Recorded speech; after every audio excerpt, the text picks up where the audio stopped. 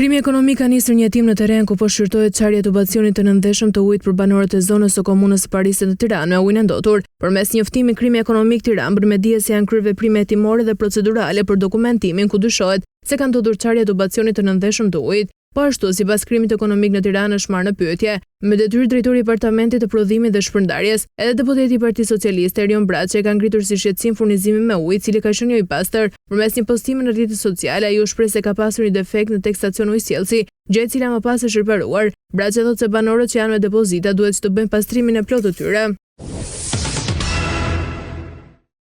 Një operacion antidrogë është zhvilluar në Kroaci teksa disa banda të përbëra nga 45 persona tentuan të trafikonin deri në 6,7 ton kokainë, 45 dyshuar, disa prej të cilëve kanë qenë më parë në paraburgim, duke vepruar si pjesë e disa organizatave të ndërlidhura kriminale. Planifikuan të trafikonin deri në 6,7 ton kokainë, rreth 2,5 ton marijuanë dhe disa qindra kilogram drogë të tjera. Kjo goditje e këtyre grupeve kriminale u bën nga operacionet policore të koduara Nada Ibiza, të cilat, si tha drejtori i policisë Nikola Mallina për Devnik, shkatruan 4 organizata kriminale, bëhet fjalë për drogë me vlerë më shumë se 210 milion euro.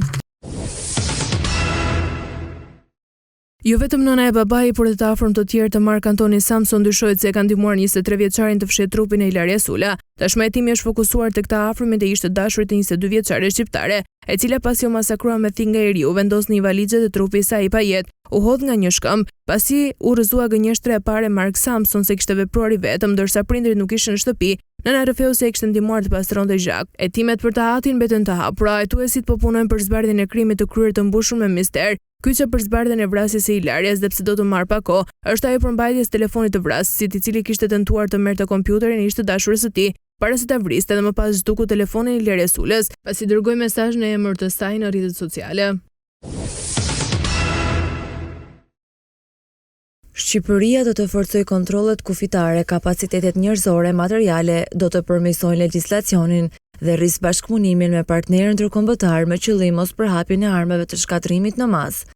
Ministria e Mbrojtjes ka nxjerrë për konsultim publik një strategji kombëtare e cila parashikon rritjen e sigurisë kombëtare duke parandaluar që Shqipëria të bëhet vend i kalimit, prodhimit, blerjes apo zotërimit të armëve kimike, biologjike, radiologjike dhe bërthamore. Strategjia synon që të rrisë kapacitetet për kontrollin e kufive dhe ndalimin e trafikimit të këtyre armëve apo materialeve që përdoren për ndërtimin e tyre, ndërsa do të mbikëqyren dhe procedurat e transportit të madrave dhe teknologjive me përdorim të dyfisht, si dhe madrave ushtarake. Gjithashtu në mbikëqyrje do të jenë dhe transfertat financiare dhe aktivitetet e ndërmjetësimit të biznesit, të cilat mund të lidhen me përhapjen e armëve të tilla. Ndërkohë do të shtohen investime në inteligjencë artificiale për të përmirësuar zbulimin e kërcënimeve, asetet fizike, qendrat e të dhënave dhe infrastruktura kritike do të mbrohen më tepër ndaj rrezikut të armëve të shkatrimit në masë.